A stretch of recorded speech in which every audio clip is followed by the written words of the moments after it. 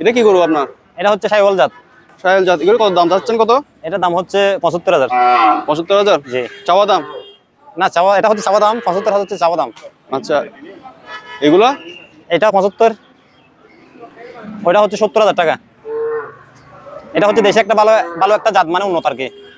এগুলা? জি। আর এটার দাম কত চাচ্ছেন? এটা হচ্ছে দেশি, এটা হচ্ছে ৬৫,০০০। দেশি? এগুলো হচ্ছে চাওয়া দাম। চাওয়া দাম? জি। আর এগুলা? এটা?